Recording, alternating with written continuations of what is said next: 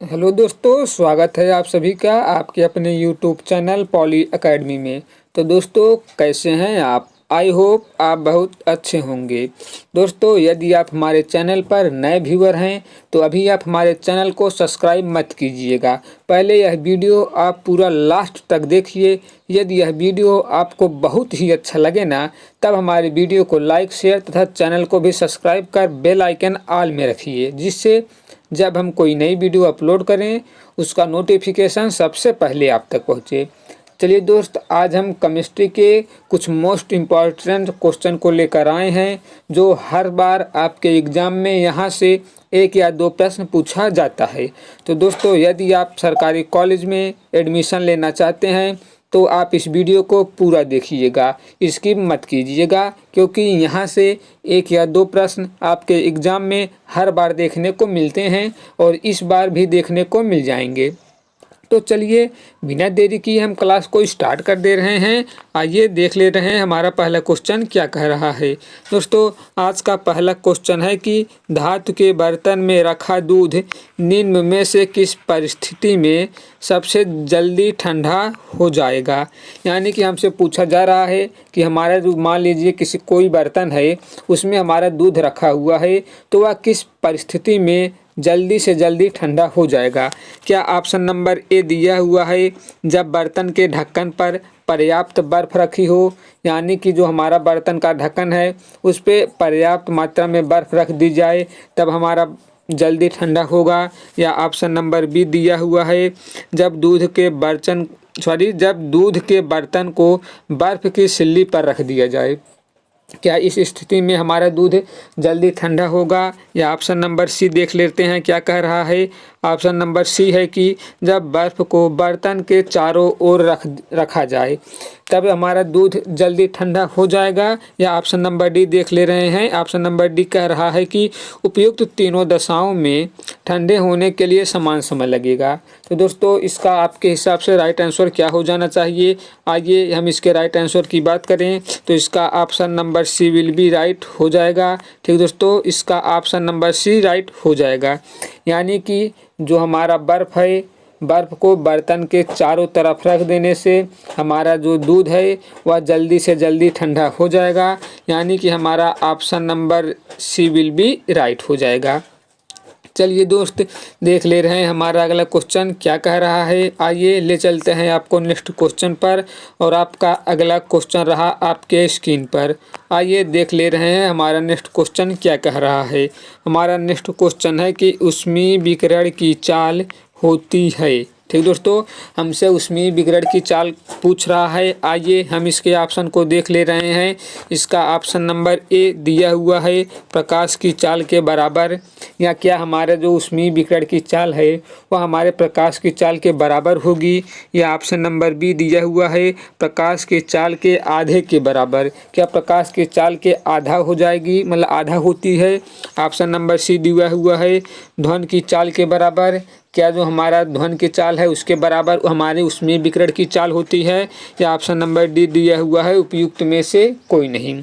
तो दोस्तों, जो हमारा ऊष्मीय विकिरण का चाल होता है वो हमारा प्रकाश की चाल के बराबर होता है। यानी कि हमारा option number A will be right हो जाएगा। ठीक दोस्तों, हमारा ऑप्शन नंबर ए राइट हो जाएगा। जो हमारा ऊष्मीय विकिरण की चाल होती है वह प्रकाश की चाल के बराबर होती है। आइए देख लेते हैं हमारा अगला क्वेश्चन क्या कह रहा है। हमारा नेक्स्ट क्वेश्चन है कि सूर्य के प्रकाश की ऊर्जा पृथ्वी तक पहुंचती है। ठीक दोस्तों, ऐसा ही प्रश्न कल मैंने आपको बताया था कि ऐसे प्रश्न एग्ज़ाम में पूछे जाते हैं। यदि आपने कल का वीडियो देखा है तो आप इसका आंसर आसानी से दे सकते हैं।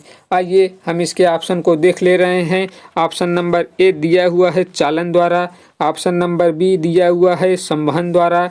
ऑप्शन नंबर सी दिया हुआ है विकिरण द्वारा। ऑप्शन नंबर डी दिया हुआ है चालन एवं संवहन द्वारा। तो दोस्तों, कल मैंने आपको बताया था, यदि आप कल नहीं देखे तो आज आप केयर कीजिए। जो हमारा सूर्य का प्रकाश है वह विकिरण माध्यम से पृथ्वी तक पहुंचती है। ठीक दोस्तों, क्या बोला मैंने, जो सूर्य का प्रकाश है वह पृथ्वी तक विकिरण माध्यम से पहुंचती है। आपको यह याद रखना है। और दोस्तों, एक बात और हो जाएगी चलिए चलते हैं नेक्स्ट क्वेश्चन पर। यदि पूछ ले कि इन सब माध्यम में प्रकाश किसमें सबसे अधिक तेजी से गमन करेगी, तो भी हमारा विकिरण माध्यम ही होगा। ठीक दोस्तों, आपको याद रखना है जो सूर्य की प्रकाश है वह पृथ्वी तक विकिरण माध्यम से ही जाती है और विकिरण माध्यम में प्रकाश की चाल सबसे तेज होती है, यह आपको याद रखना है। चलिए चलते हैं नेक्स्ट क्वेश्चन पर, देख ले रहे हैं हमारा अगला क्वेश्चन क्या कह रहा है। आइए हमारा नेक्स्ट क्वेश्चन है कि किसी द्रव को शीघ्र शीतल करने के लिए शीतलन व्यवस्था लगानी होगी। यानी कि दोस्तों किसी द्रव को अगर हमको जल्द से जल्द उसको ठंडा करना है तो शीतलन की व्यवस्था किस प्रकार लगानी चाहिए, हमारा 4 ऑप्शन में दिया हुआ है। आइए इन ऑप्शन को देख ले रहे हैं। ऑप्शन नंबर ए दिया हुआ है मध्य में, ऑप्शन नंबर बी दिया हुआ है शीर्ष पर, ऑप्शन नंबर सी दिया हुआ है कहीं भी, और ऑप्शन नंबर डी दिया हुआ है इनमें से कोई नहीं। तो दोस्तों आपको पता होगा, यदि नहीं पता है तो आप आज जान लीजिए। यदि हमको किसी भी द्रव को शीघ्र ठंडा करना है तो शीतलन की व्यवस्था उसके शीर्ष पर लगानी चाहिए, यानी कि option number B will be right हो जाएगा हमारा। ठीक दोस्तों, चलिए देख ले रहे हैं हमारा नेक्स्ट क्वेश्चन क्या कह रहा है। दोस्तों यह सब प्रश्न आपके पॉलिटेक्निक एंट्रेंस के एग्ज़ाम में पूछे जाते हैं, तो आप प्रत्येक प्रश्न को अच्छे से पढ़िए, क्योंकि ऐसे प्रश्न और कहीं पर देखने को आपको नहीं मिलेंगे। चलिए देख ले रहे हैं हमारा नेक्स्ट क्वेश्चन क्या कह रहा है। आइए हमारा अगला क्वेश्चन है कि ऊष्मा का सबसे अच्छा चालक है। यानी कि दोस्तों हमसे ऊष्मा का सबसे अच्छा चालक पूछा जा रहा है। आइए हम ऑप्शन को देख ले रहे हैं कि हमारा ऑप्शन किस प्रकार से दिया हुआ है। ऑप्शन नंबर ए दिया हुआ है तांबा, ऑप्शन नंबर बी लकड़ी, ऑप्शन नंबर सी जल, ऑप्शन नंबर डी इनमें से कोई नहीं। तो दोस्तों जो हमारा ऊष्मा का सबसे अच्छा चालक होगा वह हमारा तांबा हो जाएगा, यानी कि हमारा ऑप्शन नंबर ए राइट हो जाएगा। ठीक दोस्त, ऊष्मा का सबसे अच्छा चालक इन 4 ऑप्शन के अकॉर्डिंग हमारा तांबा राइट हो जाएगा। ठीक दोस्त, चलिए देख ले रहे हैं हमारा अगला क्वेश्चन क्या कह रहा है। हमारा नेक्स्ट क्वेश्चन है कि विकिरण द्वारा ऊष्मा के स्थानांतरण की चाल होती है। यानी कि दोस्तों हमारा ऊष्मा की चाल विकिरण के माध्यम से पूछा जा रहा है, या विकिरण द्वारा ऊष्मा के स्थानांतरण की चाल क्या होती है। ऑप्शन नंबर ए दिया हुआ है 3 × 10⁸ मीटर प्रति सेकेंड, ऑप्शन नंबर बी दिया हुआ है 3 × 10⁸ किलोमीटर प्रति second, option number C 320 kilometre प्रति घंटा, और ऑप्शन नंबर डी 320 मीटर प्रति सेकेंड। तो दोस्तों यह आपको याद रखना है, जो हमारा विकिरण द्वारा ऊष्मा स्थानांतरित होती है वह प्रकाश के चाल के बराबर होती है। और दोस्तों जो हमारा प्रकाश का चाल होता है वह हमारा होता है 3 × 10⁸ मीटर प्रति सेकेंड। ठीक दोस्तों, मीटर प्रति सेकेंड होता है, यह आपको क्लियर करना है। यहाँ पर कंफ्यूज करने के लिए एग्जामिनर किलोमीटर प्रति सेकंड दे दिया है, क्योंकि स्टूडेंट क्या गलती करते हैं वह सिर्फ इतना ही रट लेते हैं 3 × 10⁸, बस आगे वह मात्रक को केयर नहीं करते। तो एग्जामिनर यहाँ पर कंफ्यूज करने के लिए 2 दे दिया जाता है। जैसे यहाँ पर देख लीजिए ऑप्शन नंबर ए में दिया हुआ है 3 × 10⁸ मीटर प्रति सेकेंड, और बी में दिया हुआ है 3 × 10⁸ किलोमीटर प्रति सेकेंड। यहीं पर स्टूडेंट गलती कर जाते हैं, बस आपको गलती नहीं करना है। इसका जो राइट आंसर हो जाएगा हमारा option number A will be right हो जाएगा, यानी कि 3 × 10⁸ मीटर प्रति सेकेंड। ठीक दोस्तों, यदि आपसे प्रकाश की चाल भी पूछे तब भी प्रकाश की चाल हमारा यही होता है, क्योंकि आप जानते हैं जो हमारा विकिरण द्वारा ऊष्मा प्रवाहित होती है वह प्रकाश की चाल के बराबर होती है, और प्रकाश की चाल 3 × 10⁸ मीटर प्रति सेकेंड होता है। ठीक दोस्तों, यह आपको याद रखना है, आपका ऑप्शन नंबर ए राइट हो जाएगा। चलिए चल रहे हैं नेक्स्ट क्वेश्चन पर, देख ले रहे हैं हमारा अगला क्वेश्चन क्या कह रहा है। आइए हमारा नेक्स्ट क्वेश्चन है कि यांत्रिक कार्य तथा उत्पन्न ऊष्मा में संबंध प्रदर्शित करने वाला समीकरण है है। यानी कि यांत्रिक कार्य और ऊष्मा में इन चारों ऑप्शन में कौन सा समीकरण संबंध प्रदर्शित करता है? क्या ये option number A W/H = J यह हमारा संबंध प्रदर्शित कर रहा है? यह दिया हुआ है ऑप्शन नंबर बी दिया हुआ है H/W = J। क्या यह हमारा संबंध प्रदर्शित कर रहा है? या option number C W/H = J और option number D W/2H = J। दोस्तों तो इसका राइट आंसर हो जाएगा, एक सेकेंड, इसका राइट आंसर हमारा option number A will be right हो जाएगा, यानी कि W/H = J। ठीक दोस्तों, यह आपको याद रखना होगा और ऐसे प्रश्न आपके पॉलिटेक्निक के एंट्रेंस एग्जाम में पूछे जाते हैं, तो आपको अच्छे से पढ़ाई करना होगा। ठीक दोस्त, चलिए चलते हैं नेक्स्ट क्वेश्चन पर, देख ले रहे हैं हमारा आज का नेक्स्ट और अगला क्वेश्चन क्या है। आइए दोस्तों, हमारा अगला क्वेश्चन है कि ऊष्मा के यांत्रिक तुल्यांक का मान होता है। ठीक दोस्तों, ऊष्मा के यांत्रिक तुल्यांक का मान पूछा है। आइए देख ले रहे हैं। ऑप्शन नंबर ए दिया हुआ है 4.2 अर्ग प्रति कैलोरी और ऑप्शन नंबर बी 4.2 × 10⁻⁷ अर्ग प्रति calorie. Option number C 4.2 joule calorie. Option number D 4.2 × 10⁻⁷ joule kilo प्रति कैलोरी। दोस्तों, ऊष्मा के यांत्रिक तुल्यांक का मान 4.2 × 10⁻⁷ अर्ग प्रति कैलोरी होता है, यानी कि हमारा ऑप्शन नंबर बी राइट हो जाएगा। ठीक दोस्तों, ऑप्शन नंबर बी हमारा राइट हो जाएगा, यह आपको याद रखना है। चलिए चलते हैं नेक्स्ट क्वेश्चन पर, देख ले रहे हैं हमारा अगला क्वेश्चन क्या कह रहा है। आइए, हमारा अगला क्वेश्चन है कि ऊष्मा तथा, एक सेकंड दोस्तों, ऊष्मा तथा उसके द्वारा किए गए कार्य में संबंध ज्ञात किया था। यानी कि दोस्तों, ऊष्मा और उसके द्वारा किए गए कार्य में कौन से वैज्ञानिक ने संबंध हमारा बताया था? क्या ऑप्शन नंबर ए देख ले रहे हैं? ऑप्शन नंबर ए दिया हुआ है जेम्स वाट ने। क्या जेम्स वाट ने उनके बीच संबंध दर्शाया? या ऑप्शन नंबर बी दिया हुआ है डाडी जूल ने। Option number C Rudolf Diesel ने और option number D Newcomen ने। तो दोस्तों, जो इसका राइट आंसर हो जाएगा हमारा option number B will be right हो जाएगा, यानी कि डाडी जूल ने ऊष्मा और उसके द्वारा किए गए कार्य के बीच संबंध स्थापित किया था। ठीक दोस्तों, यह आपको याद रखना है, डाडी जूल ने। चलिए चलते हैं नेक्स्ट क्वेश्चन पर, देख ले रहे हैं हमारा अगला क्वेश्चन क्या कह रहा है। आइए, आज का अगला क्वेश्चन रहा आपके स्क्रीन पर, देख ले रहे हैं। हमारा नेक्स्ट क्वेश्चन है कि खाना पकाने के बर्तन के लिए सबसे उपयुक्त वह होगा जिसके लिए, और ऑप्शन में दिया हुआ है ऑप्शन नंबर ए है उच्च विशिष्ट ऊष्मा तथा निम्न चालकता, और ऑप्शन नंबर बी दिया हुआ है उच्च विशिष्ट ऊष्मा तथा उच्च चालकता। ऑप्शन नंबर सी दिया हुआ है निम्न विशिष्ट ऊष्मा तथा निम्न चालकता, और ऑप्शन नंबर डी दिया हुआ है निम्न विशिष्ट ऊष्मा तथा उच्च चालकता। ठीक दोस्तों, आइए यदि हम इसके राइट आंसर की बात करें तो हमारा option number D will be right हो जाएगा, यानी कि इसके लिए निम्न विशिष्ट ऊष्मा तथा उच्च चालकता की आवश्यकता होगी। ठीक दोस्तों, आपको याद रखना है निम्न विशिष्ट ऊष्मा तथा उच्च चालकता। चलिए चलते हैं नेक्स्ट क्वेश्चन पर। आपको यह सब प्रश्न याद करना है और पढ़ के जाना है, क्योंकि ऐसे प्रश्न एग्जाम में पूछे जाते हैं। चलिए चलते हैं नेक्स्ट क्वेश्चन पर, देख ले रहे हैं हमारा अगला क्वेश्चन क्या कह रहा है। दोस्तों, आइए, हमारा नेक्स्ट क्वेश्चन है कि मिट्टी के घर गर्मियों में ठंडे तथा सर्दियों में गर्म होते हैं क्योंकि।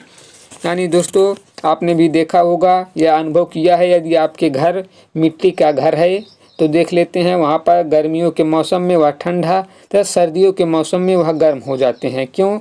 यही इसका कारण हमसे पूछा जा रहा है। आइए ऑप्शन में देख ले रहे हैं ऑप्शन क्या क्या दिया हुआ है। ऑप्शन नंबर ए में हमारा दिया है मिट्टी ऊष्मा की अतिचालक है।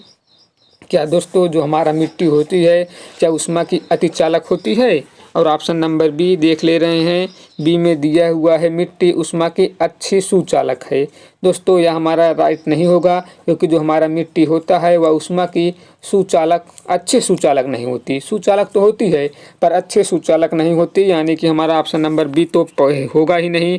और ऑप्शन नंबर ए देख लीजिए, मिट्टी उष्मा की अति चालक, यह भी नहीं होगा। ऑप्शन नंबर ए भी गलत हो जाएगा।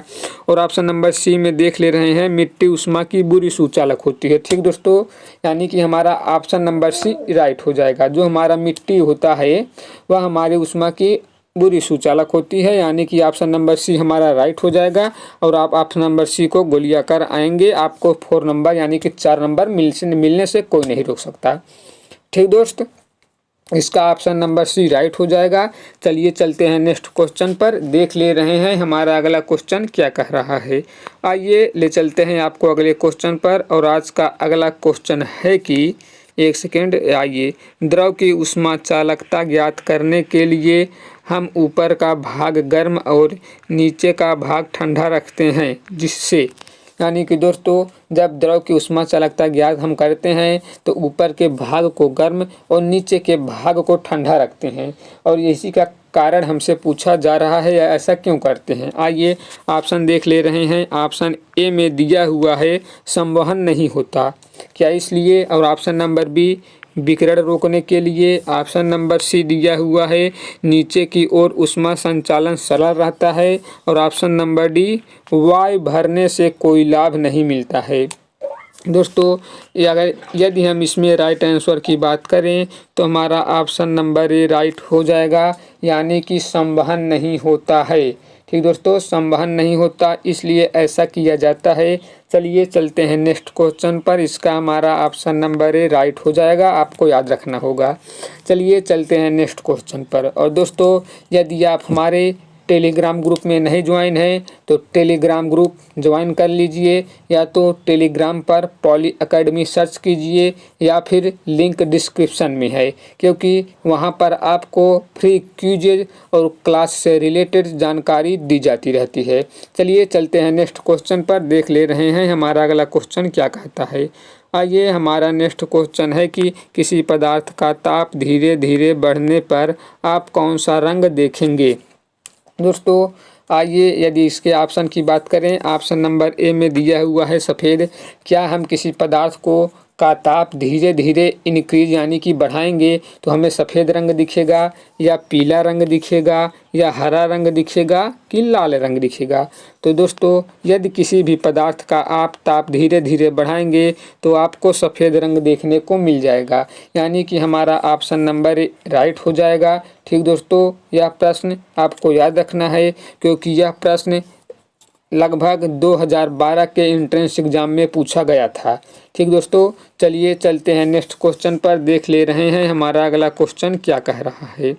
दोस्तों आइए, आज का अगला क्वेश्चन आपके पॉलिटेक्निक 2005 के एंट्रेंस एग्जाम में पूछा जा चुका है। आइए देख लेते हैं हमारा क्या क्वेश्चन है। हमारा क्वेश्चन है कि यदि समतल दर्पण को 10 डिग्री घुमा दिया जाए तो परावर्तित किरण घूमेगी। दोस्तों आइए मैं इसको सॉल्व कर दे रहा हूँ, इसको कैसे सॉल्व किया जाएगा। दोस्तों आप याद रखिए, जब किसी भी समतल दर्पण को यदि आप थीटा कोण घुमाते हैं तो परावर्तित किरण 2 थीटा कोण घूम जाएगी। ठीक दोस्तों, यह आपको याद रखना है। जब आप समतल दर्पण को थीटा कोण घुमाएंगे तो परावर्तित किरण 2 थीटा कोण घूम जाएगी। ये थीटा का मान यहाँ पर 10 दिया है, तो थीटा का मान जब आप 10 डिग्री रखेंगे तो वहाँ पर 2 × 10 घूमेगा, यानी कि 10 दूना 20 डिग्री घूम जाएगा। ठीक दोस्तों, हमारा 20 डिग्री राइट हो जाएगा। और 20 डिग्री देख लीजिए हमारा ऑप्शन नंबर ए में दिया हुआ है, यानी कि हमारा ऑप्शन नंबर ए राइट हो जाएगा। ठीक दोस्तों, आपको याद रखना है, जब समतल दर्पण को थीटा कोण घुमाओ तो हमारी जो परावर्तित किरण है वह 2 थीटा यानी कि उसका दुगना घूम जाती है।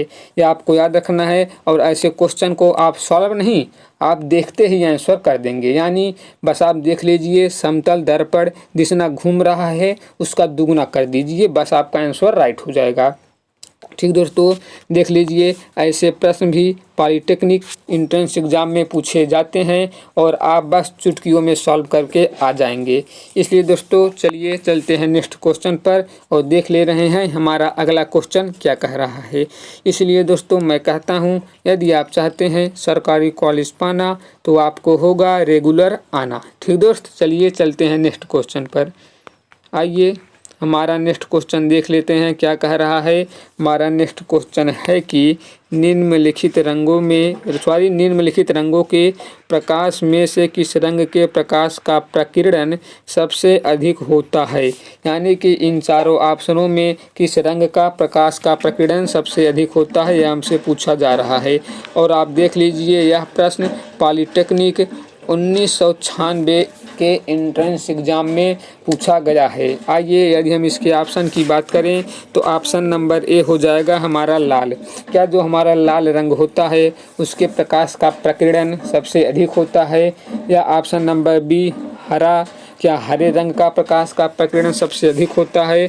ऑप्शन नंबर सी में दिया हुआ है बैगनी, क्या बैगनी रंग के प्रकाश का प्रकीर्णन सबसे अधिक होता है। या ऑप्शन नंबर डी में पीला, क्या पीले रंग का प्रकाश का प्रकीर्णन सबसे अधिक होता है। तो दोस्तों आप याद रखिए जो हमारा बैगनी रंग है इसका प्रकाश का प्रकीर्णन सबसे अधिक होता है। ठीक दोस्तों, बैगनी रंग का प्रकाश का प्रकीर्णन सबसे अधिक होता है। ठीक दोस्त, आपको याद रखना होगा। यदि यहीं पर पूछ ले किस रंग का प्रकाश का प्रकीर्णन सबसे कम होता है तो हमारा ऑप्शन नंबर ए यानी कि लाल हो जाएगा। आपको याद रखना है, सबसे अधिक पूछे तो आप बैगनी को टिक कर कर आएंगे, यदि सबसे कम पूछे तो आप लाल को टिक कर कर आएंगे। ठीक दोस्त, चलिए चलते हैं नेक्स्ट क्वेश्चन पर, देख ले रहे हैं हमारा अगला क्वेश्चन क्या कह रहा है। आइए हमारा नेक्स्ट क्वेश्चन है कि समतल दर्पण से किसी वस्तु का प्रतिबिंब बनता है।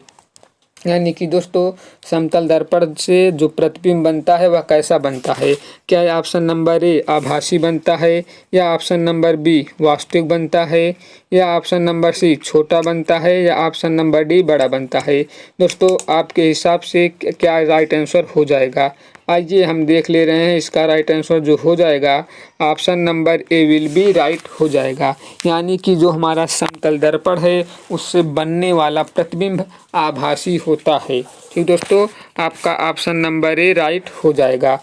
चलिए चलते हैं नेक्स्ट क्वेश्चन पर, देख ले रहे हैं हमारा अगला क्वेश्चन क्या कह रहा है। हमारा नेक्स्ट क्वेश्चन है कि सूर्य का प्रकाश कमरे में नहीं पहुंचता फिर भी कमरे में अंधेरा नहीं रहता है, क्यों। यानी कि दोस्तों आपने भी केयर किया होगा। एक सेकेंड, मान लीजिए हम यहाँ पर दे रहे हैं। आइए मान लीजिए यह आपका घर है। ठीक दोस्तों, यह आपका घर है और यहाँ पर देख लीजिए, यहाँ पर ये मान लीजिए सूर्य है। ठीक दोस्तों, यह आपका सूर्य है। यहाँ से देखो दोस्तों जो प्रकाश आएगी वो ऐसे ऐसे आएगी, बट यह आपके घर में नहीं जाती। ठीक दोस्तों, आपने भी केयर किया होगा, आपने भी देखा होगा जो हमारा प्रकाश है वह आपके घर में नहीं जाती, बस घर के बाहर ही रहती है। लेकिन आपने देखा होगा कि दोपहर या दिन में आपके घर में तब भी अंधेरा नहीं रहता। इसका कारण क्या है, यही हमसे पूछा जा रहा है। ठीक दोस्तों, जो इसका राइट आंसर हो जाएगा वह option number A will be right हो जाएगा। यानी कि प्रकाश के प्रकीर्णन के कारण ऐसा होता है कि जो हमारा सूर्य का प्रकाश है वह हमारे घर में तो नहीं आता, बट हमारे घर में अंधेरा नहीं रहता। इसका right answer option number A will be right हो जाएगा। ठीक दोस्त, चलिए चलते हैं नेक्स्ट क्वेश्चन पर, देख ले रहे हैं हमारा अगला क्वेश्चन क्या कह रहा है। आज का अगला और लास्ट क्वेश्चन देख लीजिए। आज का लास्ट क्वेश्चन है कि एक मनुष्य की लंबाई 1.4 मीटर है, उसको अपना पूरा प्रतिबिंब देखने के लिए दर्पण की कम से कम लंबाई लेनी होगी। यानी कि दोस्तों यहाँ पर मान लीजिए आपका कोई एक व्यक्ति है, यह मान लीजिए व्यक्ति है, इसके हाइट दी हुई है 1.4। ठीक दोस्तों, इसका हाइट दिया हुआ है 1.4। इसको अपनी प्रतिबिंब देखने के लिए कम से कम कितनी लंबाई का मिरर चाहिए जिसमें यह अपना पूरा प्रतिबिंब देख सके। ठीक दोस्तों, यह मान लीजिए आपका हो जाएगा मिरर। एक सेकेंड, ठीक दोस्तों, यह आपका हो जाएगा मिरर। यानी कि इसको कितनी लंबाई की लेनी होगी जिससे यह अपना पूरा यानी कि अपना टोटल प्रतिबिंब इस मिरर में देख सके। इस मिरर की लंबाई क्या होनी चाहिए। आइए मैं इसको सॉल्व कर दे रहा हूँ। इसको कैसे सॉल्व किया जाएगा देख लेते हैं। दोस्तों आपको याद है, एक सेकेंड, आपको याद रखना होगा जब भी ऐसा सवाल पूछे आप एक बात क्लियर कहिए रहेगा, यानी कि मनुष्य का जितना लंबाई होगा, मनुष्य का लंबाई दिया था 1.4। ठीक दोस्तों, यह हमारा मनुष्य का लंबाई दिया था। और जितना मनुष्य का लंबाई दिया हो, यानी कोई भी वस्तु हो, कोई भी ऑब्जेक्ट हो, उसकी लंबाई का आधा, क्या बोला मैंने, किसी भी वस्तु की लंबाई का आधा जरूर, आधे लंबाई की प्रतिबिंब आधे लंबाई की मिरर यानी कि दर्पण आपको चाहिए जिसमें वो उस वस्तु का पूरा प्रतिबिंब देखा जा सके। यानी समझे आप, मान लीजिए यदि आप 10 फीट के हैं, मान लीजिए यह आप हैं, एक सेकेंड क्या लिख दिया मैंने, मान लीजिए यहाँ पर ये कोई छोटुआ है। ठीक दोस्तों, वैसे तो हमारी, एक सेकेंड अच्छे से बना देंगे। मान लीजिए यह कोई छोटुआ है। ठीक दोस्तों, इसकी लंबाई दी हुई है 10 फीट। यदि इसका प्रतिबिंब आपको पूरा और अच्छे से, यानी टोटल आपको दर्पण में देखना है तो आपको 5 फीट का दर्पण चाहिए। यानी कि जितना लंबाई इसकी होगी उससे आधी लंबाई आपको चाहिए। यानी कि किसी भी वस्तु का पूरा प्रतिबिंब देखने के लिए मनुष्य की लंबाई व उस वस्तु की लंबाई की आधी लंबाई की दर्पण आपको चाहिए। तो आइए, हमारे मनुष्य का लंबाई दिया हुआ है, एक सेकेंड, मनुष्य का लंबाई दिया हुआ है 1.4, इसका आधा कर देंगे, ये हमारा हो जाएगा 0.7। ठीक दोस्तों, हमारा 0.7 हो जाएगा, यानी कि 0.7 मीटर सेंटीमीटर जो ऑप्शन में दिया रहे उसके हिसाब से लेंगे।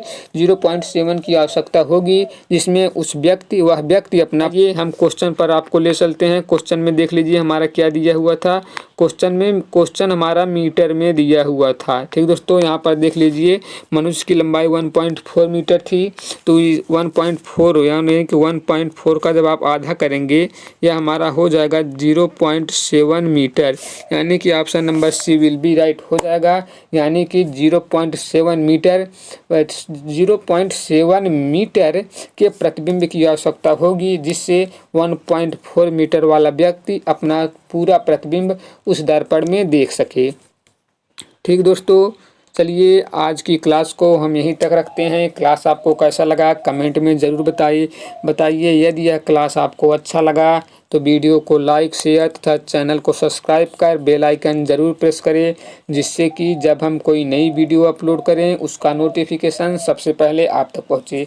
चलिए दोस्त, आज की क्लास को बहुत ही ज़बरदस्त लाइन से एंड करते हैं कि दोस्तों, रख हौसला वो मंजर भी आएगा, रख हौसला वो मंजर भी आएगा, प्यासे के पास चलकर समुंदर भी आएगा।